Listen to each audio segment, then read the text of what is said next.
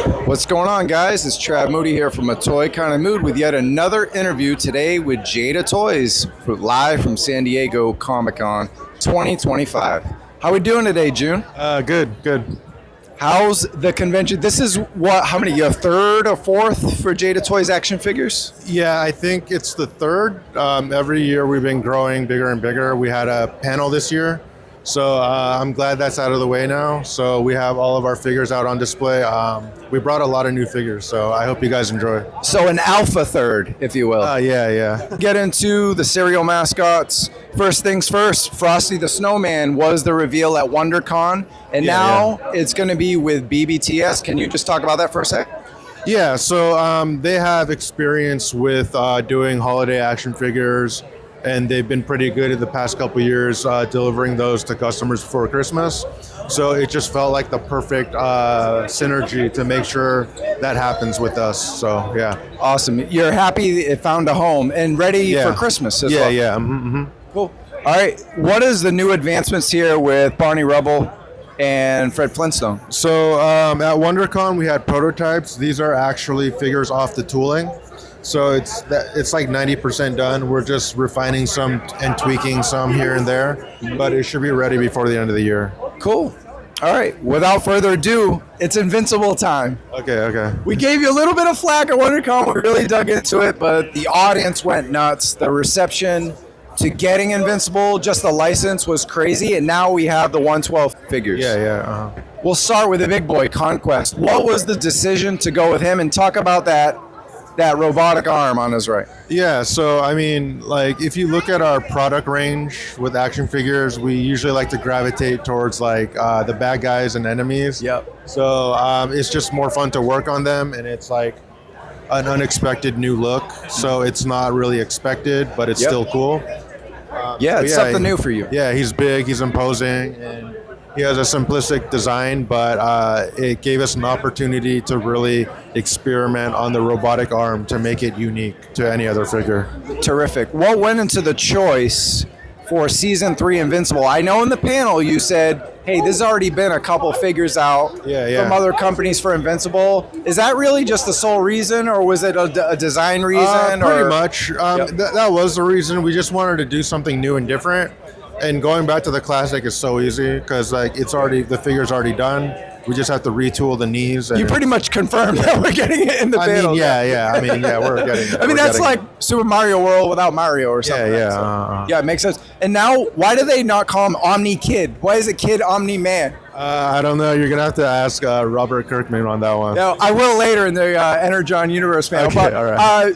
Selection for him pretty much to outset the cost of the taller guy, or was it just not necessarily? Okay. Just doing different body types is more exciting instead of just doing one generic body mold and applying different characters to it. Cool. Will there be accessories with these as well? Yeah, for sure. Yeah. Okay. Can you tease any? I mean, the usual. We'll have multiple heads and hand options, and we'll have cool effect pieces. So stay tuned for that. Cool effect pieces. All right, great, fantastic. Can we get that diorama? That thing's tremendous.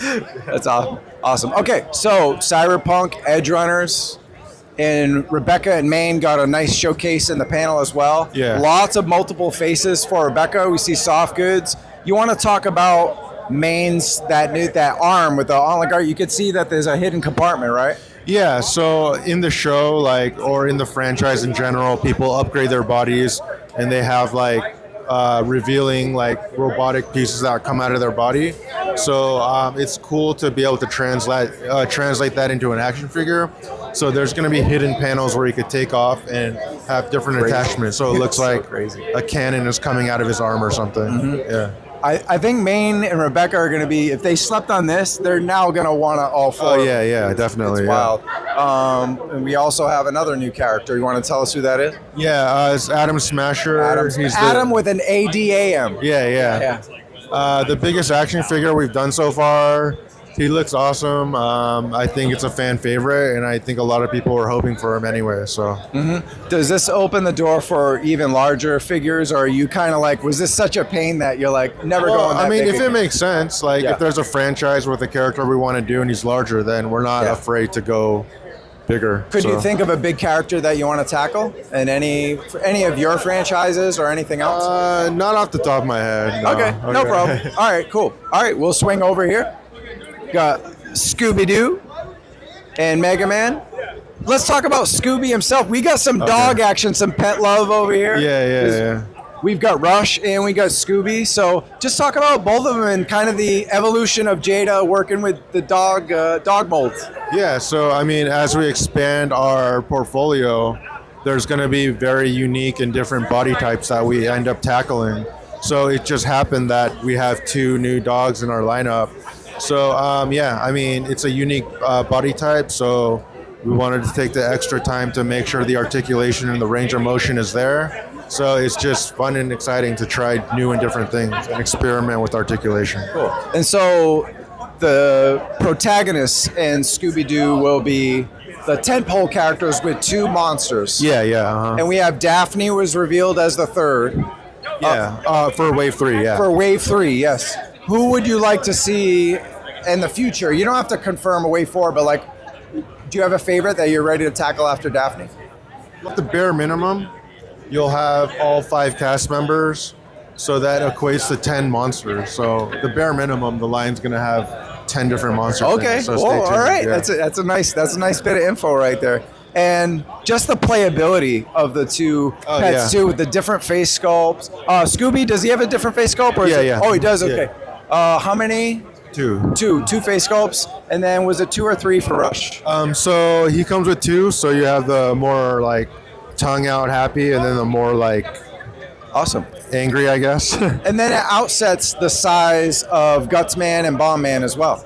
Yeah. For the wave, you want to keep it like the plastic range is similar, right? Mm-hmm. Cool. I think that's great for that. How immediate of when should we expect to pre-order the prototype Proto Man wave and then the next one? The Proto Man wave probably before the end of this year, and then for the Rush wave probably early next year. Cool. All right. I think we have some fan questions. So we have Woodman, Bubbleman drops in October, right? Yeah. The wave, and then you pretty much answered the question that he had, but that was from Jason Hall Lewis. And then do you plan to increase the speed in which Mega Man figures are released? This is from Jeremiah Jordan. Do you want to speed up the process with Mega Man? It kind of depends. Like, there was a lot of roadblocks this year that really delayed not just Mega Man, but all of our products. So, there's always going to be something coming up that we can't predict. Right. So we had a lot of shipping, not only us, everyone had shipping challenges this year. So, I mean... Well, so how about Rebecca and Maine as well? I forgot about that. For that one, we just went back and wanted to revisit it and take extra time on it. So that one, it was a conscious decision to take more time on it. Right. So it wasn't like a production delay. It was more like a creative delay. Yeah. Perfect. Exactly. Perfect answer. All right, cool. Let's get down to Street Fighter. Moment we've been waiting for, because we've got a new line of Street Fighter. We talked about this on previous interviews, whether you would go with Street Fighter 6, whether you would have a greatest hits. Was any of that considered before going with Alpha 3? I mean, we always consider everything all the time. It's just we just have to make a decision at some point and go with it. So, yeah, after the conclusion of Street Fighter 2, the plan was to go into Alpha. Awesome. Before we get into Alpha 3 and the new reveals, will we see a Deluxe Vega or a Player 2 Vega? And if we did, which? Because he's got a lot of cool extra stuff. Is that something you'd like to see, and do you plan to do it? Could be. Yeah. Okay, cool. What was the hardest character to make from Street Fighter line, and what did you learn from it? This is from Sunray, so the hardest character to make. Probably Blanca. Just because like bigger characters in general have less clearance to maximize articulation, and because he gets into very like extreme poses, like he crouches into a ball, and he has like a lot of hair. So figuring out how to maximize range on a more difficult, larger body type. So yeah, I'd say you nailed it. So yeah, it was fun reviewing that one. Toe joints and advanced shoulder butterfly articulation, is that included with Alpha 3? That's just standard across all of our range, including everything you've seen. Okay, so everything. Forward. So because you talked about Ryu being a version 2. Can you kind of dig into what version 2 means beyond just being a new Street Fighter version? So it has new butterfly joint system. It has the toe joints. Okay. It has new designs for the knees and elbows. Right. And we're using different types of joints in the shoulders, knees, and elbows. Right. So it's more consistent in production. Cool. Yeah. And obviously, that Alpha 3 Street Fighter, there's characters out there, there's toys out there. Was it like a licensing thing where they only allowed that specific game to be there, or what was the decision to go with that specific Alpha 3? Just because, like, Alpha 3 has the largest roster within the Alpha series, so it just gives us the most room to grow.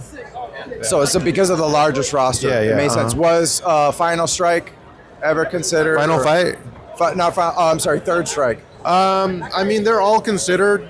I mean, the ultimate goal would to be able to tackle every iteration of Street Fighter, so we'll see. The tooling on that game would be tough. The Third Strike, some of those characters are very gangly and very unique body types. And intricate types. All right, we have a couple more questions before we let you go. My man Tony's Figs from A Toy Kind of Mood asks, beat up damaged head sculpts. Will we see it? Maybe. Okay. And if you're going to release head sculpts or accessories, they're probably going to be with a player 2 and not separate accessory pack, right? Maybe. We'll see. He's not giving in this year. Okay, cool. And then question from Dixon Yip and Edward Wright. The photoreal digital inkjet face scanning technology, is that something you considered, or are you sticking with paint? We do use that. Oh, you do use the inkjet? Yeah. Okay. And then last one, stage dios from Luis Torres. Is that something you could... Not sure yet. There's a lot of things we want to do. That's not high on the priority list, honestly. Cool. All right, well, you did Invincible. Is there another franchise? You talked to me about Akuma. I'm not Akuma. Akira. So is there another a franchise beyond Akira and Invincible that you'd love to do? Not at this moment. I just want to focus on Invincible because we just did it. So I just want to make sure like all of our resources go into that for the near future, and then we'll see what we can do after that. And then what's the longevity you think for Invincible? As long as possible. Long as possible. So you're in it to win it for Invincible. Yeah, for sure. All right, cool. This was another fun interview with Juhn from Jada Toys. Appreciate you. All right, thank you.